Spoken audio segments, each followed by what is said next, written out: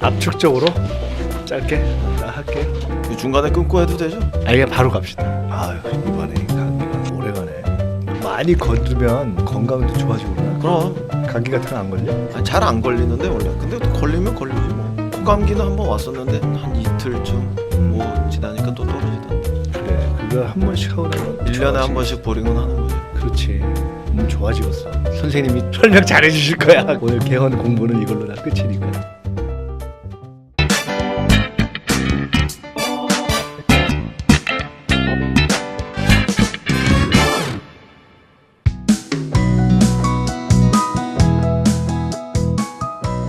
안녕하십니까. 민주연구원의 공부하는 대담 민주공대, 오늘 다시 여러분을 찾아뵙습니다. 오늘은 저희 주제가 헌법 개헌입니다. 지금 국회 개헌특위 간사시죠? 전체 국회로는 간사시고 네.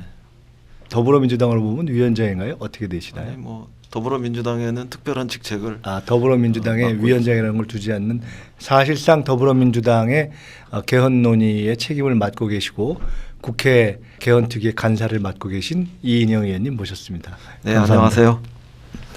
이게 무슨 서울공대, 연세공대 뭐 이런 건 있어도 민주공대라는 거는 아니, 그래서 원래 민주공대가요, 네. 여성이 나오면 민주여대, 네.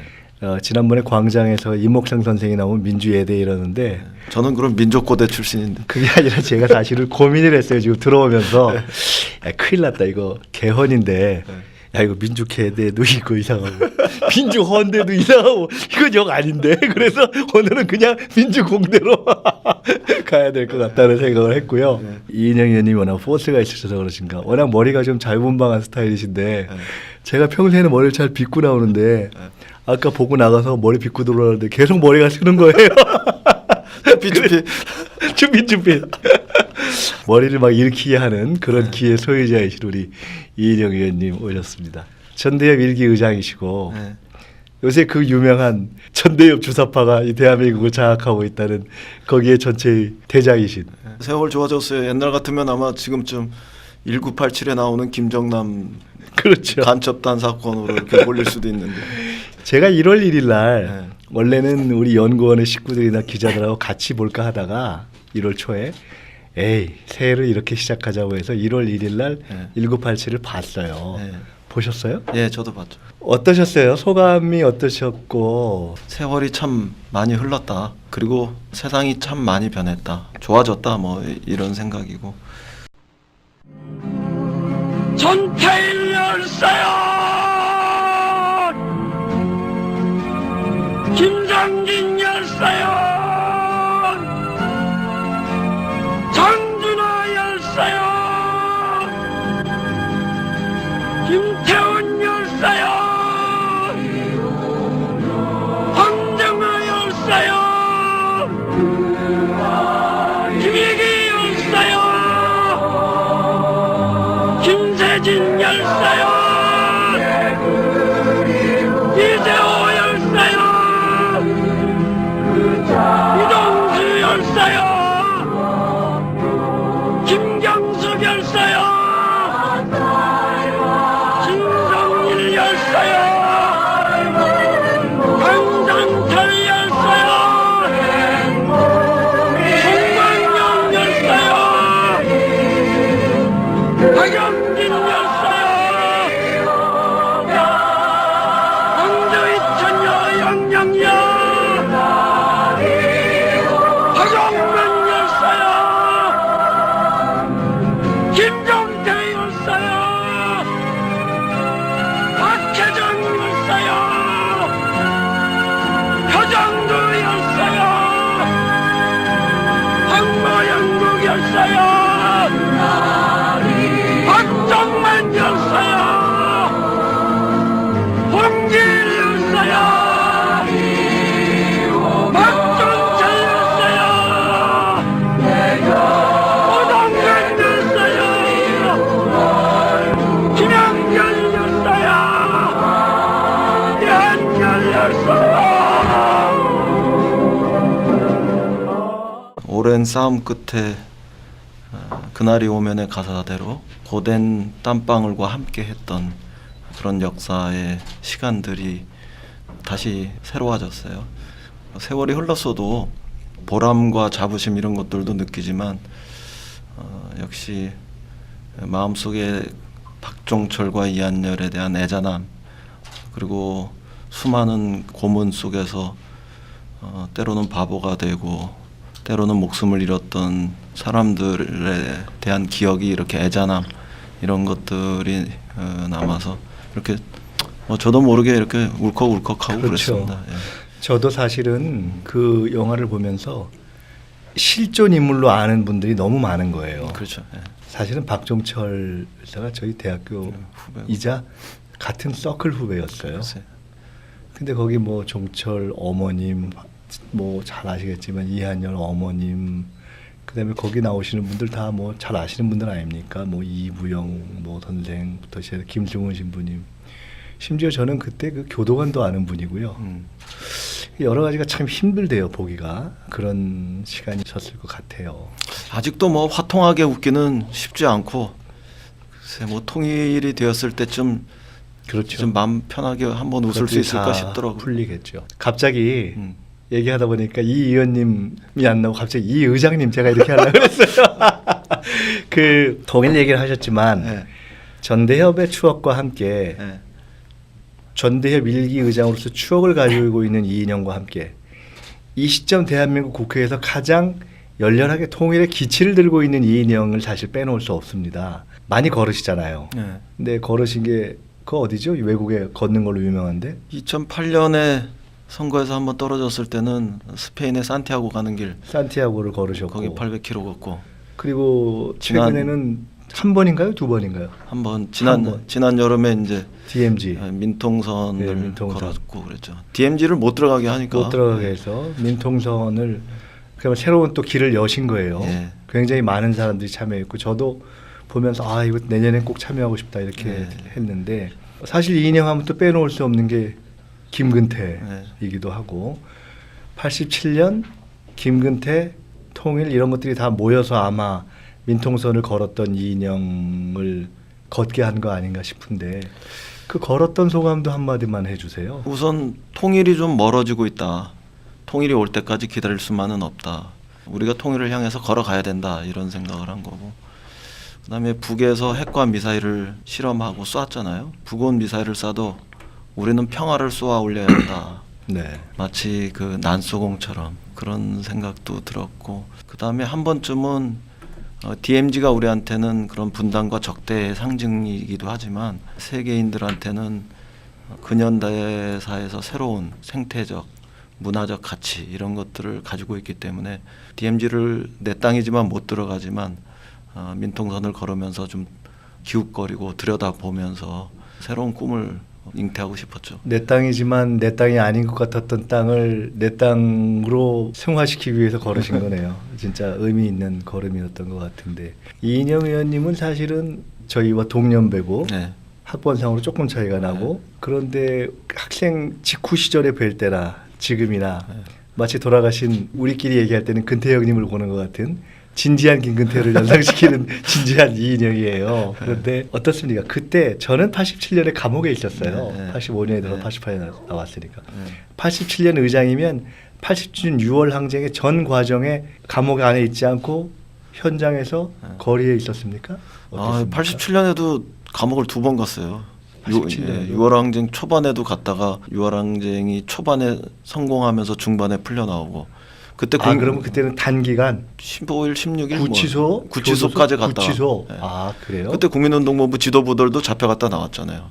그때 제가 좀 그러면 먼저 6월 60부터 6.29 사이에 6월 1일부터 해서 6월 17일 6월 1일부터 시작했으니까 6월 1일부터 17일까지 6.29를 만들어낸 것이 정점으로 갔을 때 그럼 결국은 정점으로 가는 과정에는 어쨌든 거리 6월 10일은 없었고 6월 18일은 있었고 저는 그때 6월 청주교도소에 26일 있었는데 그 거리를 구경하고 싶어서 탈옥을 꿈꿨습니다. 근데 부럽습니다. 그때 거리에 계셨고 역사에 남긴 또 전대의 대선 앞두고 11월 15일 날 또 잡혀갔다가 대선은 결국 서울구치소에서 맞았는데 네. 졌다고 그래서 또 바로 빵투를 시작하고 그렇게 87년을 보내셨는데 그 87년은 우리에게 6월 항쟁으로 거리의 승리와 민주화를 가져왔지만 또 대선 패배도 가져온 그렇죠. 거죠. 네. 그런데 어쨌든 큰 틀에서 87년에 내 손으로 대통령을 뽑는 직접 선거, 직선제를 핵심으로 하는 민주주의 개헌이 이제 된 거 아닙니까? 그리고 30년이 지난 거예요. 네. 그런데 지금 말씀드리다 생각해 보니까 87년 직선제 개헌을 만들어낸 6월 항쟁의 주인공인데 그 주인공이 30년 이후에 다시 개헌을 지금 하는 참 이게 역사는 참 희한한 거예요, 그죠? 네. 본인이 그런 느낌을 가집니까? 그때는 우리가 6월 항쟁엔 이기고 대통령 선거엔 졌잖아요. 근데 지금은 촛불 시민혁명에서도 이기고 대통령 선거에서도 이기고 그래서 정권 교체까지 했잖아요. 근데 또 다른 한편에서 약간 욕심이 하나 더 있었다면 6월 항쟁에서 우리가 직선제 개헌을 쟁취했는데 막상 개헌의 시기에는 우린 구경꾼이었거든요. 그렇죠. 그때만 해도 소위 삼김 뭐 양김이 완전히 쟁쟁할 때였죠. 개헌과 헌법의 문제는 완전히 정치권이 다 가져갔었는데 우리는 거리에서 싸우고 네. 그다음에 성과를 정리하는 것은 정치권에서 하는. 근데 이번에는 그렇죠. 촛불 시민혁명의 주인들이 개헌까지도 주인이었으면 좋겠다는 이런 욕심이 있고 그 차이를 만들어낼 것이냐 말 것이냐가 중요한 차이네요. 그 역할을 좀 제가 해보겠다고 우리 당의 개헌특위 간사도 하고 우리 당 개헌 전체 과정에 책임도 지는 역할을 자임했는데 자유한국당이 생각보다 이 깽이 심해서 잠깐만, 그거 좀 자세히 여쭤보기로 하고. 그러면 개인적으로 그렇게 87년 헌법 체제를 만든 거리의 동력의 주인공이 이제 2017년 새로운 30년 만에 새로운 헌법 체제를 만들어가는 과정에서 이것을 국민의 것이 되게 하자는 소망을 갖고 주역이 되고 계신데 어떻습니까? 지금은 왜 개헌해야 되고 진도가 지금 어디까지 나갔습니까? 진도는 모든 논의는 다 해본 아, 논의는 다 했다. 예. 그리고 거의 검토하지 않은 영역이 없다 이렇게 말씀드릴 할 정도로 만큼 다 했다. 예. 충분한 논의와 검토는 어느 정도 한 셈이다 네. 이렇게 얘기할 수 있고 개헌의 이유는 제각각이겠지만 크게 한 5가지 정도로 요약이 돼요. 우선 하나는 시대가 바뀌었다. 거기에는 정보 사회로 아주 깊숙이 진입한 이런 환경도 있고 또 기후 변화와 관련된 환경의 의제 이런 것들이 보편화된 것도 있고 그다음에 곧 도래하는 4차 산업혁명 시대가 몰고 올 우리 사회의 어떤 충격, 여파 이런 것에 선제적으로 대비하자 이런 것들이 이제 시대의 변화 이런 것들이고요. 그다음에 두 번째는 1997년 이후에 우리 사회의 양극화가 굉장히 심화됐잖아요. 그렇죠. 그런데 그런 과정에서 다른 어떤 분야보다도 헌법상에서 경제 민주주의 이런 부분들이 개선되질 못했어요. 87년 헌법에서도 사실상 80년 전두환 파쇼 헌법의 연장선에 그런 부분들은 대부분 놓여 있고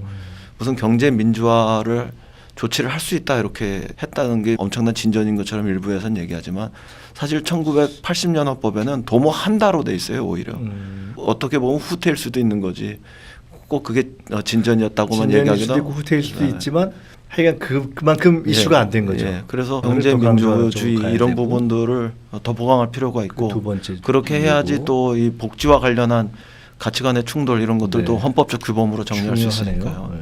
그다음에 이제 세 번째는 반복적 정치 갈등. 반복적 정치 갈등. 이 문제들을 헌법적 수준에서 어떻게 정돈해 볼 수 있는 거냐. 그러니까 과도한 권력 집중이 이루어진 그런 대통령제 이런 것들을 좀 더 민주적으로 개선할 수는 없는 거냐.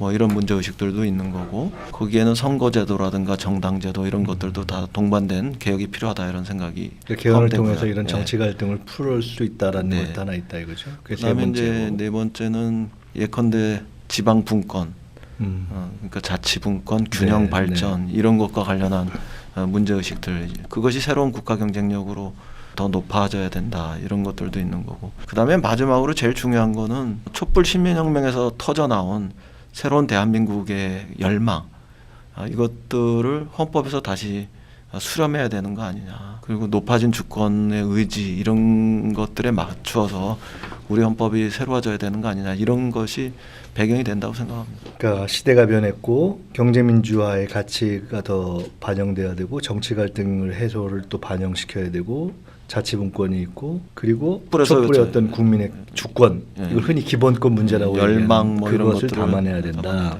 다시 또 강론으로 들어가기 전에 또 결론적 질문 하나. 이게 되긴 됩니까? 시간은 2달 남았다 이렇게 생각합니다.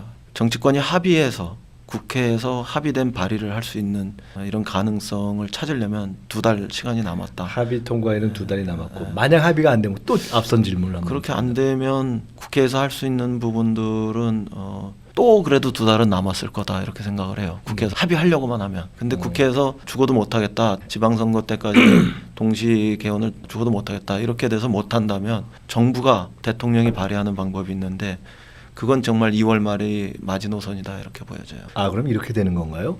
국회가 합의한다면 합리적으로는 한 2월 말까지, 무리한다면 4월 말까지 하면 진행은 할 수 있고 6월. 왜냐하면 6월 13일로 역산해서 40일 전에만 발의하면 할 수 있고, 할 수 있으니까. 그렇지 않으면 대통령 발의로 가야 되는데 그 길을 선택할 경우에는 2월 말 지나면 그 길을 선택해서 가야 된다. 예, 왜냐하면 국회에서 합의가 안 되는 거니까, 여야 간에 합의가 안 되는 거니까 헌법에서 보장돼 있는 90일의 시간을 다 소요할 수밖에 없잖아요. 발의하고 공고해서 국민투표. 근데 그 경우에도 대통령이 발의하는 길을 가도 발의해서 공고해서 국민투표로 가기 전에 국회를 또 거쳐야 국회를 거친다 하더라도 거기서 부결될지 통과될지 모르지만 모르기 때문에 시간은 충분히 다 시간은 90일을 보장해놓고 해야 되니까 아마 3월 15일 대통령이 발의하는 게 데드라인 아닐까 싶은데.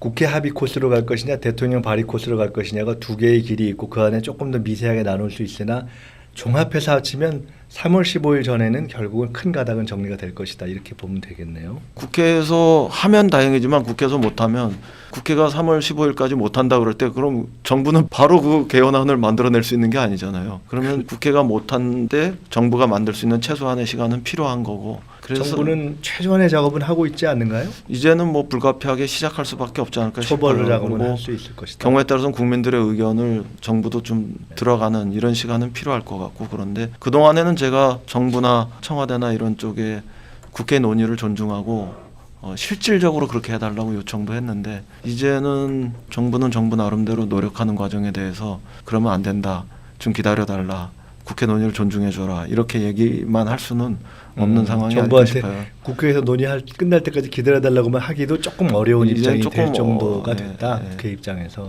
이제 한번 부분 한번 나눠서 좀 여쭤보겠습니다. 헌법 이제 시작하면 우리가 이제 헌법 공부를 할 때 사실 국민들이 헌법은 다 공부를 해야 되는데 전문부터 시작하잖아요. 그건 이제 뭐 기본권이라고도 하고, 각각의 이제 쟁점을 좀 여쭤보고 싶은데 저희 민주연구원에서 조사를 한번 해봤어요. 그랬더니 국민들한테 이 전문에서 뭘 더 추가하면 좋을까요? 했더니 참 흥미롭게도 광주 민주화 운동, 뭐 촛불 혁명, 또 60 이런 걸 했는데 저희 조사에는 그 꽤 샘플이 많은 조사였는데 광주 민주화 운동을 전문에 넣자 이게 가장 높더라고요. 어떻습니까? 지금 전문의 어떤 역사적 사실, 역사적 가치 또는 기본권적인 어떤 선언을 넣는 것, 그 항목에서의 쟁점은 어떤 것이 있습니까? 전문에 넣는다는 거는 헌법이 지향하는 종합적 혹은 총괄적 가치 이런 것들을 반영하는 거잖아요. 네. 대한민국이라는 나라가 하나의 국가로서 성립하려면 우선 자주 독립을 해야 되지 않겠어요? 그러려면은 우리 역사에서 보면은 3.1운동 정신, 이게 가장 분명한 자주 독립의 정신이니까. 현재 전문에는 3.1운동 정신이 3.1운동 정신 들어가 있는 있죠. 거 아닙니까? 그게 당연히 들어가 있는 거고. 그다음에 민주공화국의 정신. 우리가 민주공화국을 지향하니까. 그럼 민주주의와 공화주의가 발전하는 과정에서 있었던 그 역사적인 사건들, 그 4.19 혁명, 부마 민주항쟁, 5.18 광주항쟁, 60 민주항쟁, 촛불 시민혁명 이런 것들이 이렇게 들어가야 되는 건데 지금은 3.1운동하고 4.19 혁명만 들어가 있으니까 그렇죠. 우리의 역사 정신이 충분하게 반영되고 기록되었다 이렇게 보기엔 좀 어렵지 않냐. 그래서 국민들이 좀 더 역사 정신들을 분명하게 수록하고 담아내면 좋지 않겠냐 이런 생각들을 하신다고 봅니다.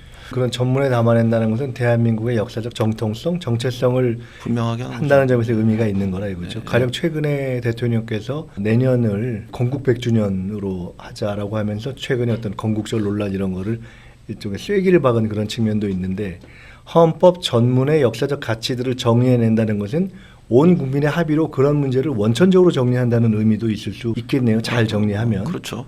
그리고 통일 이후에 우리가 가야 할 방향과 관련해서도 확고한 좌표를 수립하는 것이기 때문에 그런 가치 있는 일이다 이렇게 봐야죠. 언론 보도를 보고 뭐 저희가 내부 논의를 모르니까 이런 얘기가 있던데, 어떤 권리의 주체를 국민으로 되어 있는 것을 뭐 사람이라는 표현을 쓰자라든가 현재의 뭐 근로삼권 이런 거에서 노동이라는 표현을 쓰자라든가 실제로 그런 쟁점이 있습니까? 또 있다면 그건 어떤 함의를 가지는 겁니까?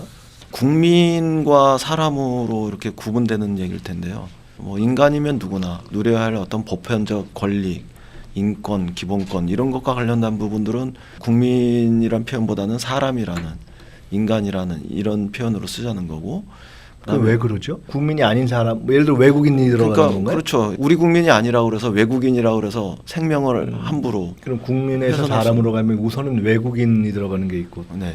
그거는 또 역지사지하면 우리나라에서만이 아니라 우리 국민이 외국에 갔을 때도 당연히 주장할 수 있는 그렇게 그 규정하면 권리일 수도 우리가 있는 거죠. 좀 더 보편적인 인권과 대접을 주장할 수 있는 근거를 우리 스스로 만든다는 의미가 생긴다는 저는 그렇게 거죠. 생각합니다. 예. 뭐 생명의 문제라든가 그런 것들은 어디서나 동일하게 적용될 수 있어야 된다고 생각하고, 그 다음에 이제 국민으로서 어떤 의무나 권리 이런 것들을 실행하고 또 주장할 수 있는 거, 뭐 사회 보장을 받을 수 있는 권리라든가, 예를 들면 세금을 냈다거나 국방의 의무를 다했다거나 뭐 이런 것들로부터는 외국인과는 다르잖아요. 뭐 그래서 그런 부분들에 대해서는 우리가 좀 구분해서 이제는 좀 네. 접근해 보자 이렇게 얘기할 수 있는 거겠죠. 노동과 근로는 어떻습니까? 그 부분도 역시 헌법상에 지금은 주로 근로로만 표현되어 있는가요? 근로와 노동이 뭐 혼재된 혼재돼 경우도 있죠. 있는데, 근데 핵심적으로는 근로자라고 돼 있죠. 네. 홍길동이 아버지를 아버지라고 부를 수 없는 것과 경우는 다르지만 비슷하다고 그럼 생각하는데. 노동 또는 노동자를 명료하게 하자는 주장이 존재하는 거겠네요. 네, 그렇죠. 왜냐하면 그거는 어떤 면에서는 경제의 시민권이라는 것이 있는지, 이런 표현을 쓸 수 있는지 이런 거는 또 논란의 문제지만, 비유컨대 기업은 경제의 시민권이 있는데 노동자나 노동조합은 경제의 시민권이 없는 거나 마찬가지거든요. 그저 근로자로서 열심히 일만 되는 사람인 것처럼 이렇게 되어 있는 이런 사회적 신분적 불평등, 차별 이런 부분들을 헌법적으로 해소할 수 있는 이런 과정이기도 하다고 생각해요. 뭐 단지 그냥 용어만의 문제는 아니다 이렇게 생각합니다. 급 궁금해지는데 토론할 만큼 토론했다 그러셨잖아요. 네, 그래서 그러면 이런 어찌 보면 국민, 사람, 근로, 노동 이런 상당히 가치적, 철학적이라고 볼 수도 있는 추상적인 개념에 관한 문제도 열띤 토론을 합니까? 국회의원들이 그 안에서? 주로 보수정당, 자유한국당 의원들 중에서 노동자라는 개념을 쓸 수 없다. 이렇게 얘기하는 분도 있지만 또 일부는 그런 부분들을 지금쯤은 허용해도 괜찮지 않냐 이렇게 생각하는 분도 계시는 것 같아요. 시대적인 성숙, 시대 정신 이걸 어디까지 받을 거냐, 담아낼 거냐 이런 데에 있어서 좀 차이는 있는데, 이번 헌법 개정의 과정에서 노동자라 이렇게 표현할 수 있는 가능성은 저는 있다 이렇게 생각합니다. 그 가능성이 근데, 있다. 근데 이게 노동자만의 문제가 아니고요. 여자라고 돼 있어요 우리 헌법에. 여자, 네. 그러니까 소위 얘기하는 여성에 대해 여성이 아니고, 그러니까 여자. 어떤 면에서는 정치 시민적인 어떤 남자 여자로 되어 있습니까? 남성 남자란 표현, 남성이란 그러니까 표현은 별로 특별히 필요 없고 특별한 경우에는 여자라고 했군요. 그 여자로 돼 있어서 정치 시민적인 어떤 지위 이런 것들도 충분히 보장되지 않았다고 생각해요. 심지어는 장애가 있는 자, 장애자 이런 거잖아요. 줄이면 네. 장애인이 아니고 신체적이고 자연적인 이런 개념으로 국민의 기본권을 보장하지, 우리가 성숙한 어떤 시민권 이런 차원에서 이 부분들을 존중하는 이런 데로까지도 아직 나오지 못한 거죠. 우리가 흔히 법조문 하나도 쉽게 쓰고 한자 쓰지 말고 보통 사람이 이해하기 좋게 가자 이렇게 하는데, 순수한 개념이라든가 단어의 차원에서도 여자, 뭐 장애가 있는 자 이게 상당히 뒤떨어진 정근대적이고 봉건적인 잔재마저 볼 수 있는 그런 거죠. 것들이 있네요. 그것만으로도 상당히 손을 봐야 할 대목들이 있군요. 그 사실상 국회에서 논의가 시작될 때 특히 여야 간에 실질적으로는 가장 관심사 1.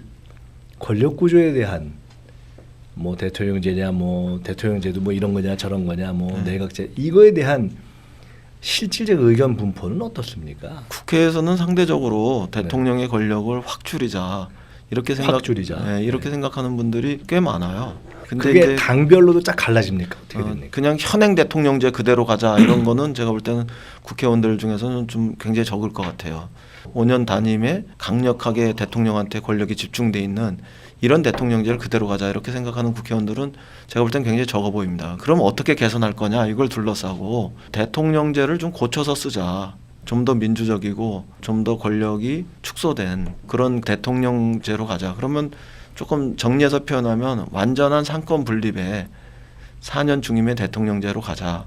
이렇게 생각하는 분들이 좀 있고, 그 다음에 또 대통령과 총리가 권력을 나눠 가지고 그렇게 해서 개선해내자. 흔히 말하는 뭐 이원 집정부제, 이원 정부제자 이런 거고, 예. 그다음에 이제 사실상 내각제적인 운영에 가까운데 대통령 직선을 완전히 없앨 수는 없으니까 대통령 직선으로 유지하되 정부에서의 조각이라든가 주도권 이런 것들은 국무총리 중심으로 다 운영하게 뭐 하자. 거의 실질적인 내각제. 사실상 내각제에 가까운 이런 부분들 주장하는 분들도 있고, 내친 김에 완전히 내각제로 전환하자 이렇게 주장하는 분들도 있고 그렇죠. 계산을 안 해보고 손을 안 들어봤지만 짐작하실 때는 분포가 얼마나 됩니까? 국회에는 분포는 지난번에 한 일간지에서 조사했던 것에 의하면은 대통령제하고 이원 정부제 혼합제가 좀 비슷한 것 같고 내각제 뭐 이런 부분들이 뭐 좀 빠지고 좀 빠지고 뭐 10몇 프로 뭐 이런 정도. 거기서 대통령제는 아까 말씀처럼 현행보다는 차라리 조금 좀 개선된 예. 예를 들어 뭐 4년 중임이라든가 4년 중임이라든가 삼권 분립을 다시 하는 좀 더 강화된 예. 분립이 강화된 예, 예컨대 입법권은 국회에 전속적이고 배타적인 권한이 돼야 되는데 대통령과 행정부가 가지고 있잖아요. 그 부분들을 국회로 다시 이동시키거나 아니면 극히 제한하는 거라든가 아니면 예산 편성권을 정부가 독점적으로 소유하고 있는데 국회에서 수정할 수 있는 권리를 가지거나 아니면은 적어도 뭐 일정한 퍼센트 안에서는 국회가 임의적으로 수정하는 것에 대해서 정부가 동의를 해야지만 수정할 수 있는 이런 권한을 없애버린다거나, 그다음에 감사권이 대통령한테 있어서 사실상 행정부와 이웃사촌인데 그걸 정부로부터 국회로 이동시키거나 아니면은 독립시켜 놓는다거나 아니면 인사권을 지금 국무총리만 동의하게 돼 있는데 장관에서 차관까지 경우에 따라서는 주요 대사까지 그건 상당히 이제 다양한 이제 확대한다는 발상을 문제구나. 결합할 수 있는 거네요. 네, 권력 그리고 구조에 사법부의 수장을 대통령이 지명해서 국회의 동의를 얻어서 임명하잖아요. 근데 그 부분들도 사실 사법부의 수장을 대통령이 지명하는 순간 대통령의 영향력하에 가는 거니까 그걸 독립된 인사 추천 시스템을 통해 가지고 분리시켜내자고 한다거나 아니면 권력기관 같은 경우 국가기관의 장 같은 경우도 독립된 그 인사 추천 시스템으로부터 추천해서 임명하게 해서 일종의 권력으로부터의 독립화, 독립성, 중립성 이런 것들을 획기적으로 강화한다거나 뭐 이런 부분들까지 하면 이른바 제왕적 대통령의 출현 이런 것들은 불가능하지 않느냐. 견제와 균형이 확고해짐으로 인해서 지금보다는 더 나은 대통령제를, 더 좋은 대통령제를 우리가 해볼 수 있는 거 아니냐 이렇게 이럴 수 생각할 수 있는 있나요? 거죠. 개선된 대통령제 또는 혼합제 그리고 좀 적지만 뭐 내각제의 변형 이런 등으로 볼 수 있으나 네. 그 무엇이다 하더라도 현재보다는 최소한 상권 분립이 보다 명료화되고 네. 대통령제라 할지라도 입법, 행정, 사법에 있어서 구체적인 어떤 그 권한 분립이 제대로 될 수 있도록 상당한 조정들은 거쳐서 제왕적 대통령제라고 우리가 비판하는 적어도 그런 것은 없는 그런 건 그것이 없는 거죠. 대부분 국회에서는 공감되다. 그렇죠. 다만 이제 이원 정부제나 네. 내각제의 경우는 정부하고 국회가 의회가 일치하고 통합돼서 운영되는 이런 과정들이 있으니까 그것은 대통령제를 통해서 견제와 균형을 통해서 더 나은 더 좋은 정부 형태로 가는 것과는 좀 다른 선택이라고 봐야죠. 그거는 뭐 일체와 통합으로 가는 그런 운영 방식이니까요. 이건 어떻습니까? 국회에서의 의견 분포를 여쭈었고 각 언론에서의 여론조사를 통해서 일반 국민들도 알 수 있는 건데 그런 여론조사를 통해서 파악되는 바 또는 보시기에 아까 거는 여의도 의견이고 국민들은 대략 그 권력 구조에 대한 의견이 어느 정도 어느 것이 높다 이렇게 보고 계신가요? 국민들은 대통령제에 대한 지지도가 높죠. 그래서 4년 중임의 대통령제가 제일 높고 국민들도 꼭 현행은 아니군요. 그러니까. 네, 한 40%에서 45% 사이가 중임제 대통령으로 개헌하는 것이 찬성하는 사람들이 더 많고 그 다음에 35% 적으면은 한 27% 이런 정도가 현임 대통령제도 선호해요. 그것도 꽤 그렇게 높습니까? 네. 그리고 이원 정부제가 뭐 한 25% 이내, 그 다음에 내각제가 뭐 15% 미만 뭐 이런 식으로 나타나니까요. 전체적으로 놓고 보면은 대통령제 중임제하고 현행 요거를 합치면은 한 67%예요. 뭐 이렇게 가까이 그 이상 이렇게 또 나오고 국민들은 그래요. 상대적으로 국회에 어떻게든 권한이 조금 더 가는 거를 네. 그다지 해피하게 생각하지는 않는가 보네요.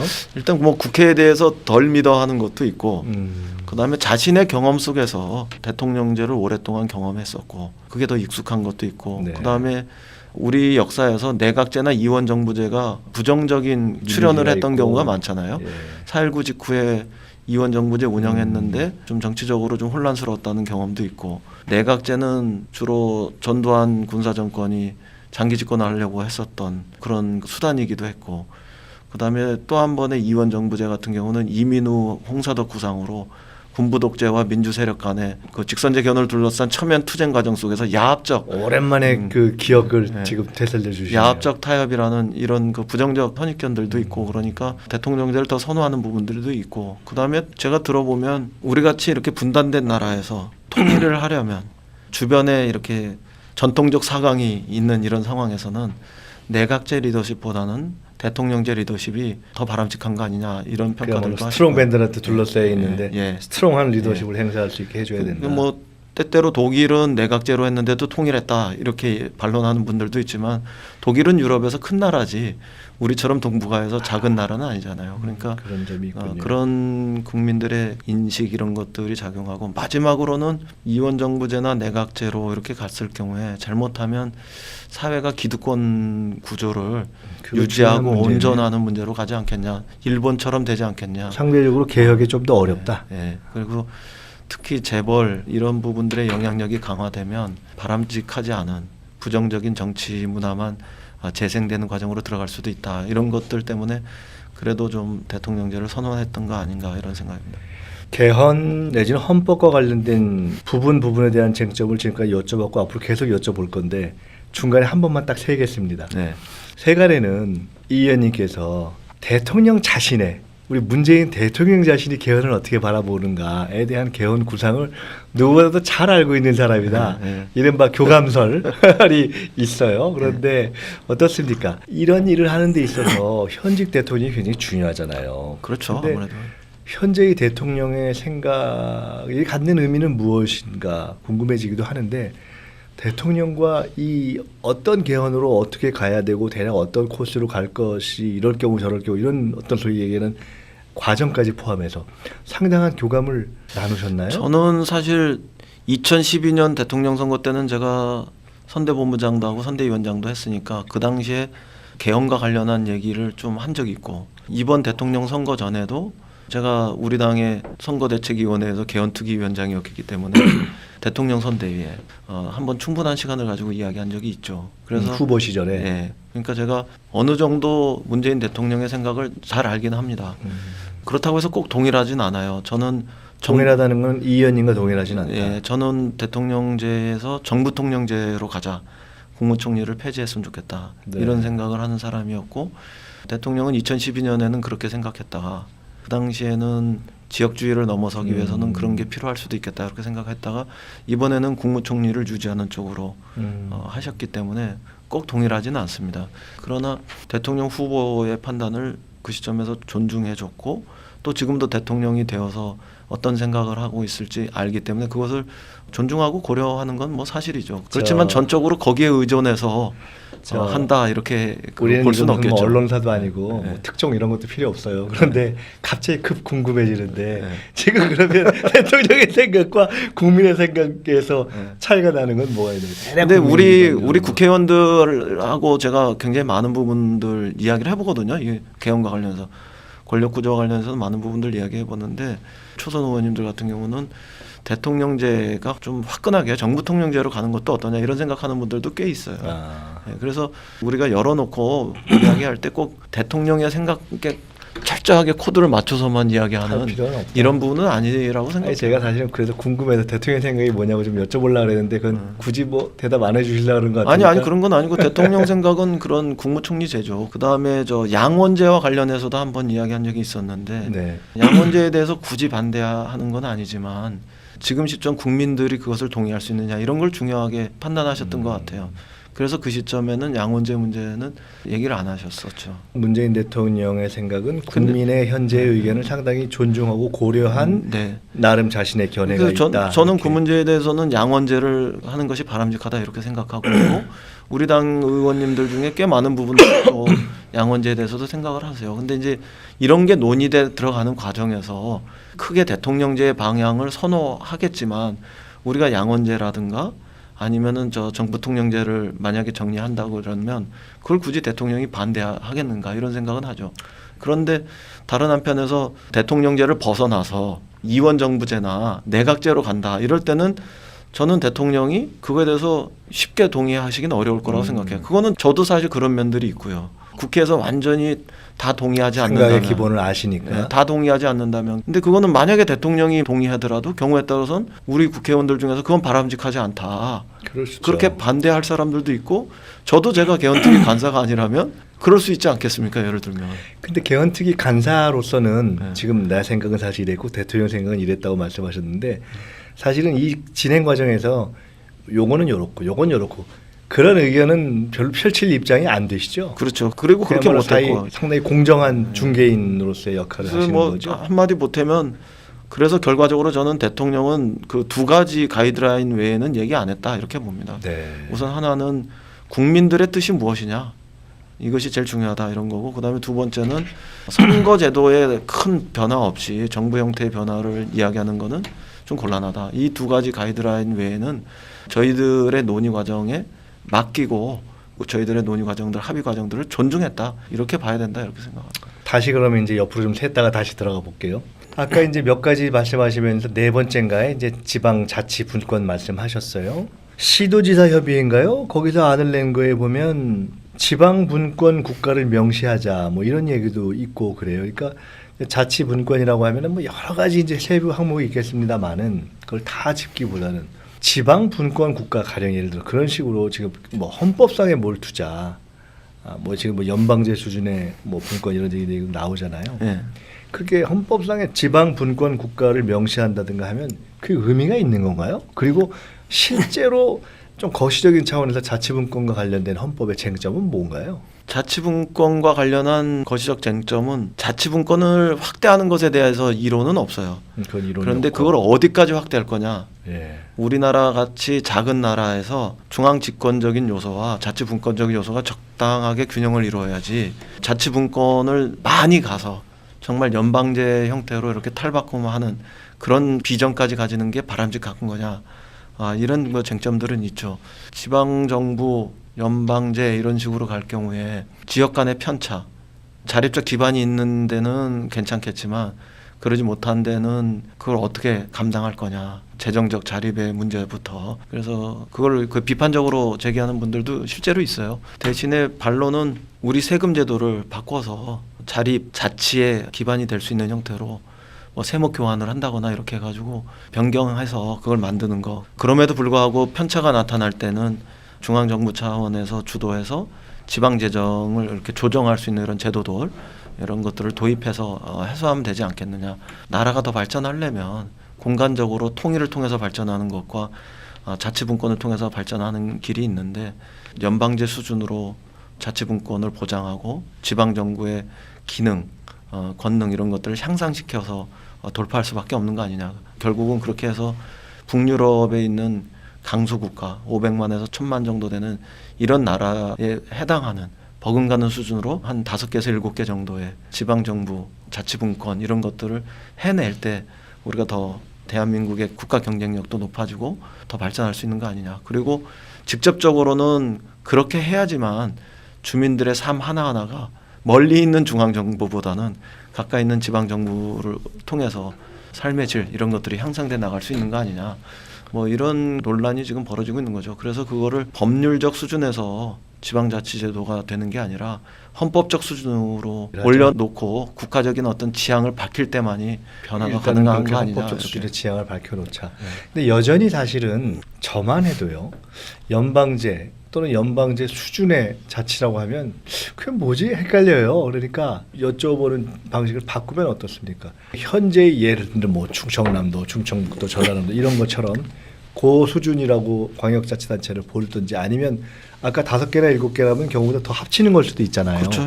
뭐 충청, 호남 이렇게 그게 뭐가 되든지 간에 네. 범주가 뭐가 되든지 간에 그런 데서 중앙정부처럼 아예 법도 만들고 예산도 스스로 정하고 그렇죠. 그 예산을 정하려면 세금도 자기가 걷고 하는 그런 예산권, 입법권, 뭐 조세권 아니 그런 정도까지 가자는 뜻이 연방제 수준이라는 겁니까? 그걸 역으로 그래서 아까는 큰 규정이었고 뭐- 입법, 예산, 조세로 나눠 본다면 네. 어떤 정도 수준까지 갈 수 있는 겁니까? 그냥 단지 자치분권을 좀 확대해 본다 이렇게 이야기하면 지금 예산을 중앙과 지방이 80대 20으로 쓰는 걸 60대 40까지 가보자. 그 다음에 중앙 정부가 인사와 조직 구성이 있어가지고 통제하고 규정하는 것을 좀 풀어주자. 이런 정도에서 얘기하면 될 것 같아요. 그런데 이거를 조금 더 지방 정부 이런 수준으로 좀 높여보자. 이렇게 이야기하면 헌법 있고 법률 있고 명령 있고 규칙 있고 네. 조례 있잖아요. 그러니까 지방 정부의 입법권이라는 것들이 아주 거의 뭐 사실은 미약하기 짝이 없는 네, 거 아니겠어요? 거의 무의미한 예, 수준이죠. 그러니까 그것을 법률에 저촉하지 않는다면 그런 면에서 조례가 법률에 저촉하지 않는다면 명령이나 규칙에는 지배당하지 않는 이런 정도까지 자치 입법권을 좀 높여달라. 그 정도까지는 네. 1, 2, 3, 4, 5층 중에 한 네. 지금 5층 밑에 이거 지하실이야 뭐야 이걸 갖다가 네. 한 3층까지는 올려주자. 네, 그다음에 예산에 있어서도 자치 조세권 같은 거 뭐 예를 들면 특정한 지방 같은 경우는 특정한 조세를 만들 수도 있잖아요.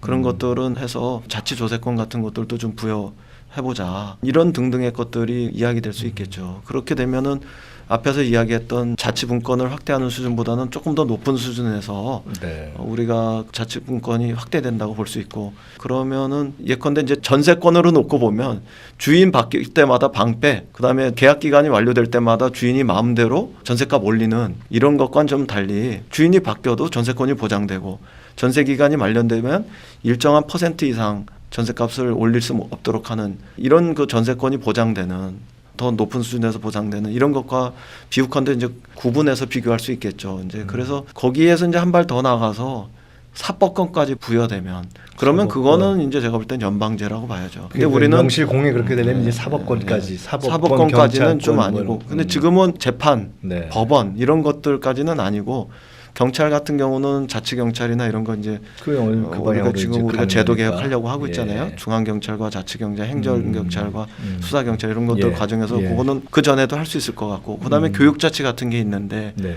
교육 자치도 이미 시행되고 있고 그러니까 그렇죠. 궁극적으로는 법원 문제하고 검찰 문제 이런 정도까지 가면 연방제 수준일 텐데 아직 그 정도는 아닌 상태 속에서 개인적으로는 어떻게 얘기해보자 이런 거죠. 꼭 지금 수준이 됐다, 조건이 됐다를 떠나서 자치분권이라는 측면에서 사법권까지 포함한 그런 사법권- 수준의 연방제로 가야 된다 이렇게 생각하시나요? 지금 사법권 문제까지는 좀 빠르다. 좀 저는 빠르다. 이렇게 생각하고 장기적인 지향은 거기까지 가져보되 어차피 우리가 통일 시대를 열면 그런 문제들에 아, 대해서 비전을 가져야 될 것 맞아요. 같고 그 이전 단계까지는 이번 과정에서 최대한 가볼 수 있으면 좋겠다 이렇게 생각하죠. 개헌과 직접 관련은 안 되지만 어쨌든 패키지로 선거제도 논의되잖아요.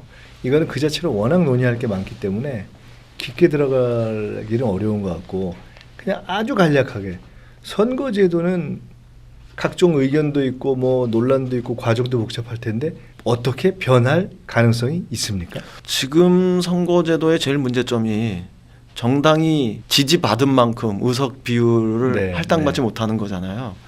그래서 그거는 불합리하기 때문에 고쳐야 한다. 이런 정신들은 다 일치했던 것 같아요. 다만 그걸 헌법에서 가치 규범으로 명문화할 거냐 아니면 법률에서 처리할 거냐 이런 문제들이 남았었는데 그래도 좀 더 많은 사람들이 헌법에서 비례성의 원칙을 넣자 이런 쪽으로 좀 공감했었다고 생각해요. 그거를 일단은 원칙적으로 규정을 한다는 것은 훨씬 더 실제로도 고치자라는 주장에 힘을 실게 되는 거잖아요. 그렇죠. 헌법에서 비례성의 원칙을 명시하면 선거제도는 그걸 실현할 수 있는 방향으로 자꾸 고쳐가야 될 안 테니까. 그러면 자꾸 헌법재판소에서 위헌이 그렇죠. 날 테니까. 예, 예를 들어 꼭 정의당만은 아닙니다만은 정의당이라든가 시민단체 또는 뭐 우리 뭐 더불어민주당도 그런 입장인데 그런 비례성을 높이자고 주장하는 쪽에서는 당장 구체적인 선거법 타결이 안 되더라도 일단 헌법에는 그 원칙을 넣는 거를 주장하게 될 것이고 네. 지금 선거법 논의는 물론 개헌특위 소관은 아닙니다만은 이거는 어쨌든 같이 이렇게 지금 패키지로 진행이 되지 않습니까? 요 국면에서 개헌이 되든 안 되든 한 번은 올 상반기를 거치면서 마무리될 거 아닙니까? 네. 선거법까지 의미 있는 변화가 있을 가능성이 있다고 보세요? 세 가지 가능성이 다 있는데요. 선거제도 자체만 개선이 될 가능성도 있고 아, 그것도 있다. 선거제도 자체와 권력구조 이런 것들을 연동시켜서 타결될 가능성도 있고 그다음에 둘 다 안 될 가능성도 있고 이렇게 봐야 될 것 같은데요. 왜냐하면은 상반기 지방선거 때 개헌을 동시 투표하겠다 이런 것들을 자유한국당이 죽어도 못하겠다고 하니까 선거제도와 관련해서만 좀 국한시켜서 보면 지금 소선거구제에 비례 의석을 늘려서 더 개선하는 방법이 있고요. 그다음에 두 번째는 중대선거구제를 통해 가지고 네. 선거제도를 바꿔보는 방향이 있고, 그다음에 세 번째는 도시는 도시대로 농촌은 농촌대로 선거구제를 별도로 적용해서 그 혼합된 형태로 개선해보는 방향이 있고 그런 것 같아요. 제가 듣기로는. 그런데 제일 바람직한 거는 소선거구제 플러스 비례대표 의석이 확대되는 이런 게 아니냐. 이게 정치학자나 전문가들의 시민사회의 공통된 요구인 것 같아요. 그런데 거기에도 남는 문제는 비례대표 의석수를 할당하는 데 있어가지고 연동형으로 할 거냐 비연동형으로 할 거냐, 또 권역별로 할 거냐 전국을 단일한 선거구로 할 거냐, 이런 부분들이 남아있죠. 그래서 그 부분들은 더 논의하면서 정리해야 되지 않을까 이렇게 생각합니다. 제가 지금 말씀을 듣다 보니 이게 연계되어 있는 문제인 것이 선거법 문제도 개헌과 연계돼서 될 수도 있고 연계돼서 안 될 수도 있고 하나만 될 수도 있고, 그렇다면 야당 특히 자유한국당이 진짜 두려워하는 것과 진짜 바라는 것은 뭡니까? 개헌과 선거법을 놓고 양자에서 어떤 개헌 어떤 선거법이 되는 걸 진짜 두려워하고 그다음에 진짜 하고 싶은 건 뭔가요? 어떻게 보세요? 자유한국당 입장에서는 제일 바라는 거는 지방선거 이후에 그 결과를 보고 편하게 자유롭게 얘기하고 싶은 거겠죠. 뭐가 되든 넘기고 싶다. 왜냐하면 지방선거가 지금 이 상태로 그냥 가도 그 사람들한테는 장밋빛이 아니잖아요. 회색빛이잖아요. 지방선거에서 참패할 가능성이 높은데 국민투표, 개헌을 위한 국민투표까지 해서 투표율이 높아가면 자신들이 또아리를 틀고 있는 지역적 토대에서마저 지방선거에서 몰락할 가능성이 높다 이렇게 생각해서 우선 그건 피하고 봐야 된다.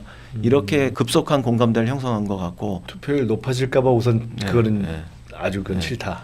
그 이전에 저희들이 국민들한테 개헌 논의 과정을 확 개방해서 거기서 광범위한 논의를 수렴해야 된다고 그럴 때는 그거를 좀 반대했던 사람들이 5천 명 규모의 원탁 토론 같은 거 하자 그랬을 때 그걸 막 반대하고 그랬거든요. 그랬던 사람들이 이제 와서 국민들의 의견을 더 수렴하는 과정을 밟아야 된다 그러니까 제가 참 기가 막히던데요. 그 한마디로 언어 도단인데 그런 핑계까지 대면서 이제 얘기하는 거죠. 그거는 패배, 참패, 몰락하는 어떤 정치 상황 이런 것들을 피하고 싶어서니까요.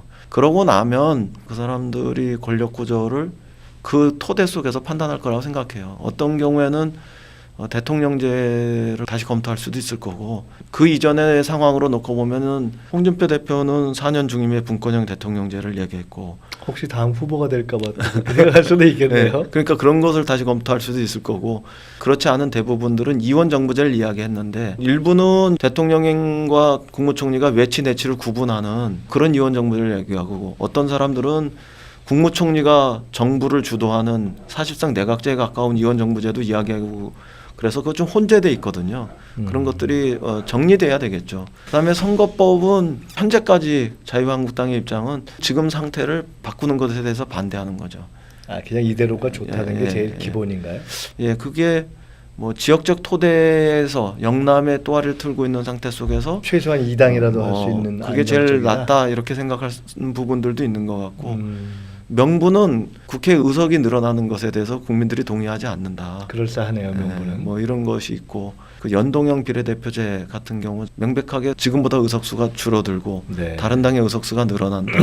이런 계산도 있지 않을까 이렇게 생각하고 그러죠. 헌법 개헌과 관련해서는 마지막 질문 하나만 여쭤보고 이제 개인적인 질문 여쭤보고 마무리할까 하는데, 우리가 뭐 여든 야든 나라를 살리자, 정치를 좋게 하자, 또 자치를 살리자 이런 거잖아요. 그때 이게 국민들이 생각할 때는 좀 피부에 덜 와닿을 수도 있거든요. 이 개헌을 하면 경제도 삽니까? 그러니까 경제를 살리는 개헌이라는 우리가 일종의 논리 정립이 가능한가요? 경제와는 어떤 의미가 있을 수 있을까요?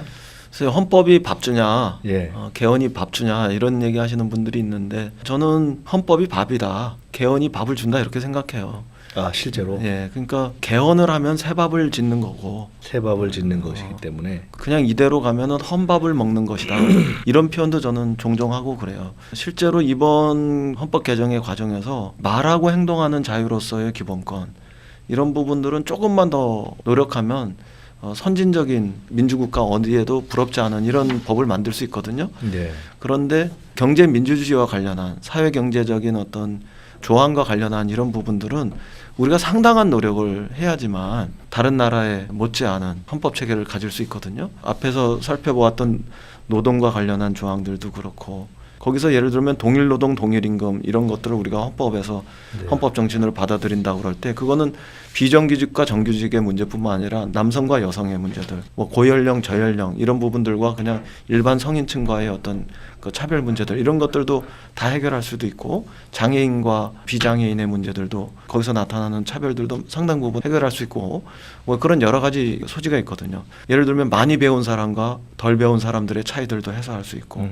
그다음에 기업은 자유롭고 창의롭게 마음대로 활동할 수 있는데 사회적 책임은 지지 않아도 되는 이런 경우를 시정하지 않으면 재벌의 어떤 권력의 줄대기 혹은 돈 주기 뭐 이런 것들은 반복적으로 악순환되지 않겠어요? 그래서 기업의 자유 이런 거 못지않게 사회적 책임 이런 부분들도 우리가 강조할 수 있어야 하고 또 경제 주체들 간의 조화로운 성장 이것을 위해서 뭐 규제와 조정을 할 수 있다 돼 있는데 정부가 바뀔 때마다 어떤 정부는 하고 어떤 정부는 안 해도 네. 되고 그러면서 생기는 이 가치관의 충돌 이런 것들을 한다 이렇게 해놓으면 막을 수도 있는 거고 사실 우리가 헌법에 관심 갖고 우리 국민들이 원하는 방향으로 헌법을 바꿔낸다면 헌법이 새 밥을 짓는 이런 과정이 될 수 있다고 정치와 봐야죠. 자치와 민주주의를 살리는 개헌일 뿐만 아니라 네. 경제와 민생을 살리는 새 법을 짓는 개헌일 수도 있고 그런 방향으로 네. 이번엔 더 가야 된다라는 어떤 의지도 담아서 네. 그런 의미가 있다고 보시는 그렇죠. 건가요, 그리고 뭐 이거죠? 우리가 열심히 일해서 어떤 소득을 가지는 것보다 땅에 투기하고 금융상품 같은 경우에 우리가 투자하고 막 이렇게 했을 때 생기는 그런 소득이 자산 소득이 더 높다면 그런 부분들이 필요 이상의 예를 들면 부동산에 대한 투기 이런 것들이 필요 이상의 소득을 올릴 때는 사회적으로 이렇게 환수할 수 있는 이런 제도 시스템 이런 것들을 만드는 게 우리가 상대적으로 박탈감 이런 것으로부터 벗어나고 또 그런 것이 안정화됨으로 인해서 복지가 확대되는 것과 함께 우리가 이른바 가처분 소득 이런 것들도 늘어나는 길이고 그런 등등의 길이 이 헌법을 통해서 열릴 수 있다 이렇게 생각해요. 그래서 개헌을 잘하면 더 좋은 경제 환경 속에서 삶을 영위할 수 있지 않냐. 뭐 이건 당위이기도 하고 네. 실제이기도 당이기도 하고 우리의 방향과 노력. 실제 방향이기도 하다 이렇게 생각해요. 저희가 전대협 일기 얘기 또 1987년 1987 영화 얘기를 시작을 했어요. 오늘 헌법에 대해서는 세부 사항보다는 큰 굵직한 거에 대해서는 워낙 설명을 잘해 주셔서 조금 짚은 것 같은데 우리가 87년에서 얘기를 시작해서 30년이 지났고 그런 과정에서 새로운 사회구조, 국가구조를 짜는 개헌의 문제 얘기를 했습니다. 그거를 맡게 된 운명 같은 그런 얘기도 했고요. 끝으로 말이죠. 서울시장으로서의 역할과 당대표로서의 역할 둘 중에 본인이 선택해서 지금 필요로 하는 개인적인 지향과 역사적인 소명을 담지할 기회가 주어진다면 어떤 것이 더 내게 옳은 선택일 것이다 이렇게 생각하세요? 서울시장은 박원순 시장이 한 번 더 하겠다 이런 의지를 표명하고 있고 박원순 시장하고 저하고는 가치의 지향점이 거의 동일하잖아요. 그리고 세력적 기반 이런 부분들도 거의 유사하고 그래서 박원순 시장이 뭐 양보하면은 제가 도전해 볼 수 있는 길이겠지만 박원순 시장이 지금 한 번 더 하겠다 이런 의지를 필요하고 있는 상태 속에서는 저는 같이 충돌할 이유는 없다 이렇게 생각하고 박 시장이 출마하면 저는 안 할 겁니다. 그럼 이제 당에 같이 충돌할 이유도 없고 가치에 충돌을 할 이유도 없고 둘 다요. 함께 서로 경쟁할 일도 네. 없고 서로 협력해야 할 이런 가치의 방향이 동일하기 때문에 그렇게 하지는 않을 거고 그러면 남아서 당에서 당의 발전을 위해서 어떤 박 시장께서 방향을 잡으셨기 때문에 이제 네. 당에서 방향을 잡는 쪽으로 하셔야 되겠네요. 어떤 일이든 당의 발전을 위해서 할 수 있는 일을 찾아봐야죠. 그런데 우선 당장은 직책이나 지위보다도 평창 올림픽을 계기로 해서 이제 막 물꼬가 트기 시작한 남북 관계, 대화와 협력의 길 이런 것들을 단단하게 더 발전시키는데 기여하고 싶고 그다음에 가능하다면 30년 전 개헌의 주체가 30년 지난 개헌의 과정에서도 실제로 조문까지 하는 그 개헌의 주체로서 그런 어떤 소명 이런 것들을 감당해 볼 수 있으면 좋겠다. 그걸 잘 해냈으면 좋겠다. 이런 생각하고 있습니다. 오늘 여러 가지로 감사하고요. 그 제가 말씀 들으면서 87년에 6월 항쟁의 청년 학생 리더였던 이인영, 그리고 늘 김근태를 생각하게 하는 그 이인영, 그리고 현재 정치권에서 가장 몸으로 통일과 평화의 필요성을 간절하게 표현하고자 하는 그런 이인영, 그런 우리 이인영 의원님의 모습을 다시 이렇게 이런 자리를 통해서 같이 보고 이야기를 나누고 또 국민들께 이렇게 보여드릴 수 있는 기회를 가져서 참 좋았고요. 생각하시는 대로 국민이 주인 되는 개헌을 잘 이렇게 풀어가시고, 그렇게 해서 그 다음에 특히 통일과 평화에 어떤 포지션에 있으시든 간에 더 크게 목소리를 내고 기여하시는 그런 역사적 소임을 계속 잘 감당해 나가시기를 기원드리고요. 오늘이 이게 민주공대였는지 민주계대였는지 민주헌대였는지는 모르겠으나 진지한 대학이었던 것은 분명한 것 같습니다. 고맙습니다. 오늘은 이인영 교수님을 모시고 우리가 강의를 들었습니다. 네, 개헌 잘해서 더 좋은 민주주의로 나가는 길을 터보겠습니다. 고맙습니다. 초대해 주셔서. 감사합니다. 오늘 민주공대 오늘 잘 덕분에 마쳤습니다. 감사드립니다. 고맙습니다.